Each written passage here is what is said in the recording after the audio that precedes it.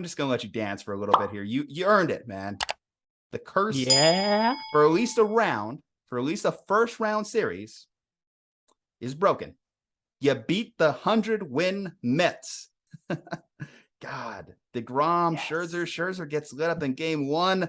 Mets, New York, what are you doing? You have a rough September, and now this?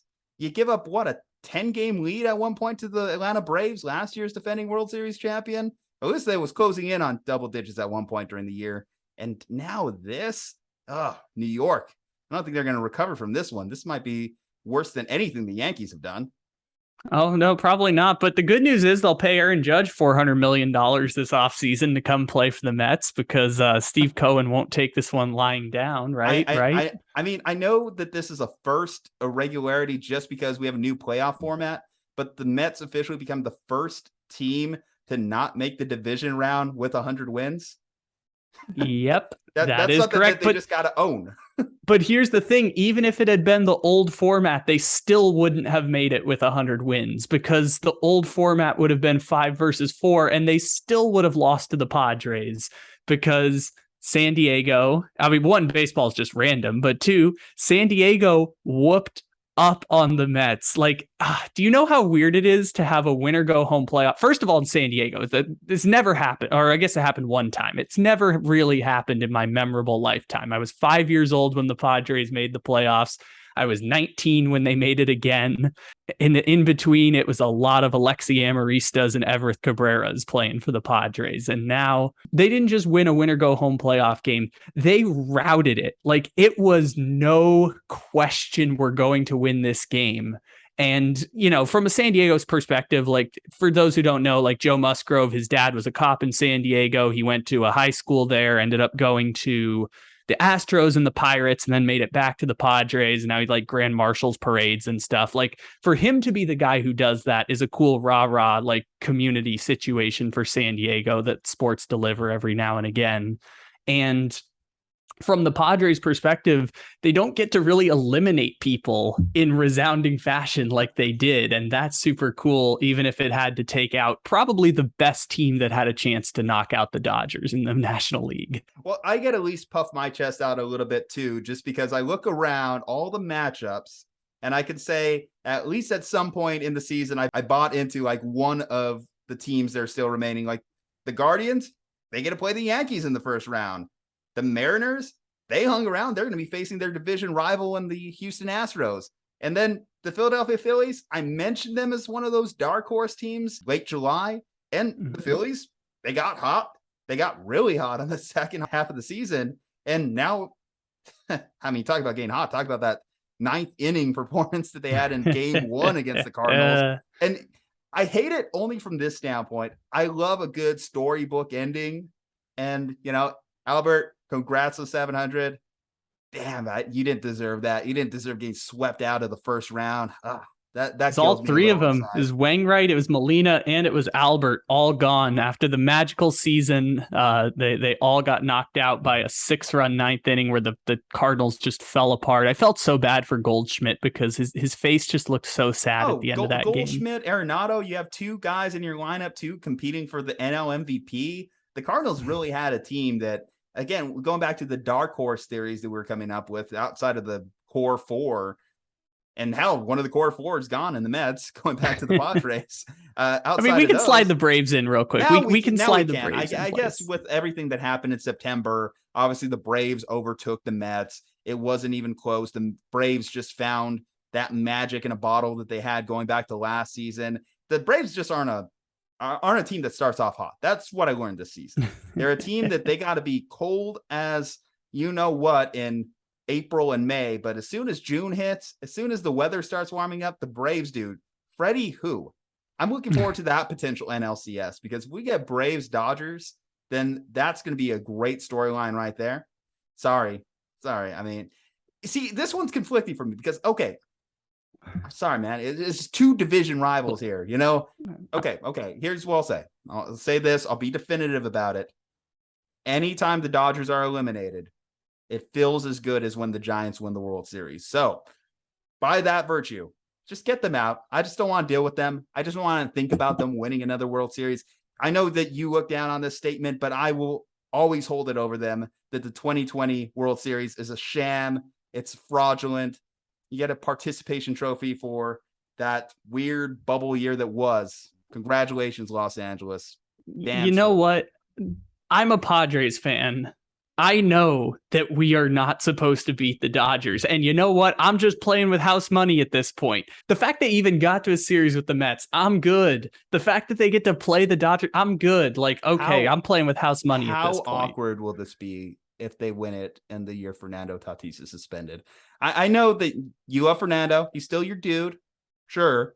But you know that those headlines are coming. You know that chip on the shoulder is coming. They will, but it's stupid. Like the Braves won the World Series without Acuna last year. Like baseball's just stupid like that sometimes.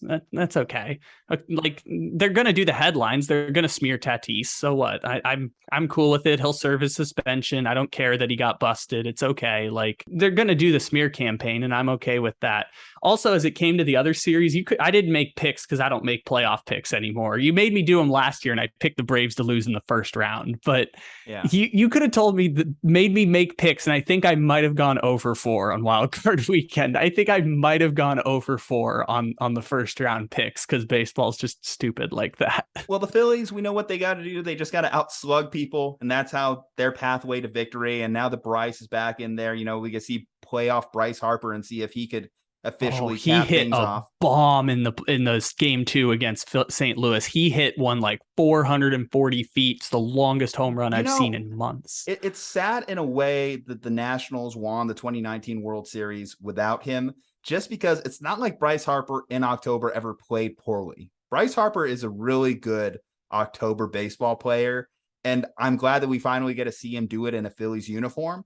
So I think that I'm going to be looking forward to seeing Bryce Harper at bats this coming series against the Braves. And then, I look across in the AL and I look at the storylines that I like. Again, we talk about those Guardians, those Mariners, those teams that have those two horses at the top of their rotation. I really am intrigued to see what they do in this, we best of 5 series, right? This is the new format for this round. Best of 5. Yes. Okay. Well, I know obviously they're not going to have one of those guys for game 1 just because rest.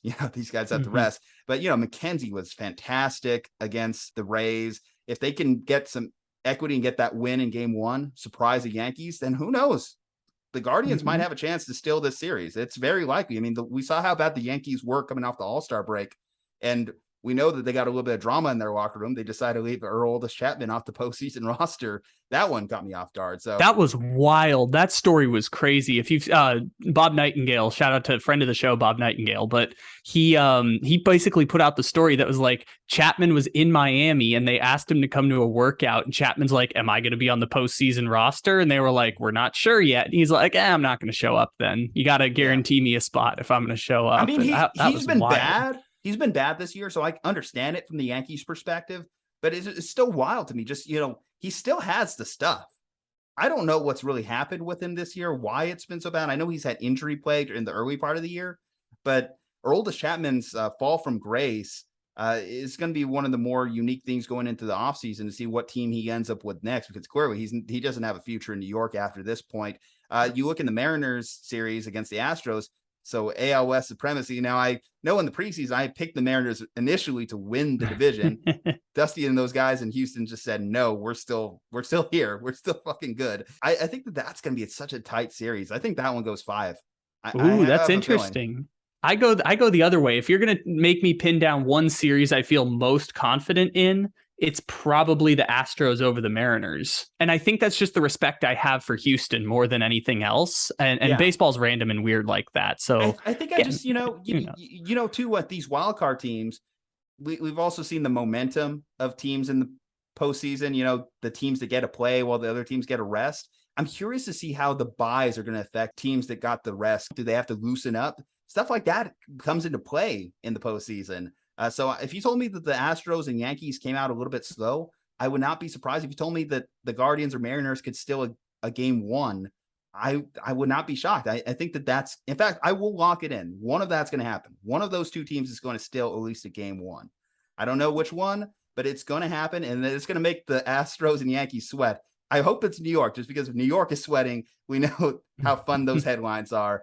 One thing about the Cleveland New York series I will add is that the problem with Tampa Bay has been their hitting, like for a while now, but even still, Bieber and McKenzie, to the 1 through 8 hitters in Tampa's order, they gave up 0 runs to the 1 through 8 hitters. The only run in the series was a Jose Siri home run, and I've never seen a more entertaining 15-inning game in my life, because there were so many opportunities to take the lead. It was great. A rookie who has the SpongeBob SquarePants theme song hit a walk-off homer. I've never heard of this guy before, and he's my new favorite player because shout out Gen Z, we're coming for all of your shit. It was just so cool. And again, Bieber, I don't know when Bieber and McKenzie are going to start in this series, but obviously they'll probably pitch by game 2 and game 3 because by that point they might be facing elimination.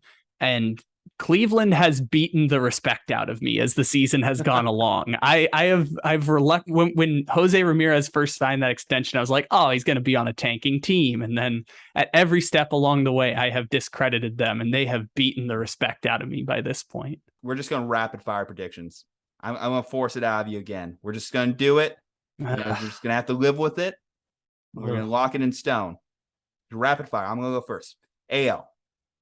I'm going to say the Astros in 5. I'm going to say the Cleveland Guardians in 4. Feeling a little bit ballsy, feeling a little bit spicy here. I like it. I have said since April that it's going to be Astros Yankees. So I'm not going to pivot now, because if you change your pick in the middle, you just get to be wrong twice. I'm going to say Astros in 4, Yankees in 4. Okay, let's go to the NL side of things. Padres, Dodgers. I hate doing this. I really do. But, God, you know how it is, man. And I just remember 2021, how the Dodgers just kept pounding on the Padres. That just stuck in my mind. I'm going to go Dodgers at 4. I hate to say it. I'm just going to say it. I hate to say it, but I got to say it. Braves, Phillies. I'm going to go Braves in 4. I think the Braves will drop a game. I think there's going to be one game in which the Philly offense just kind of was too much, just gets a hold of someone. I think overall the Braves are just a well-rounded team that should, between the bullpen, pitching, defense, they just got it all. I'm going to go Braves in 5, and I'm going to go... I will say Dodgers in 3. Let's say Dodgers in 3. They're going to sweep the Padres out of the playoffs. I have no expectations for this team at all, so that when they win, it'll be ultimately the greatest moment ever for me, because I have no expectations going into this series, and I'm not going to pretend like I'm not going to be an emotional wreck, because sometimes it's fun to be an emotional wreck around sports. So Dodgers in 3. They're going to win every game by 8 runs. Hedge your bets. Anyway, guys, how are you feeling about this next round of October baseball? Were you surprised about anything that happened in the first round? Let us know in the comments section below. Leave a like on the video, subscribe to the channel, follow us on social media. From Juju and Kyle, stay safe, happy, and healthy, and we'll see you next time.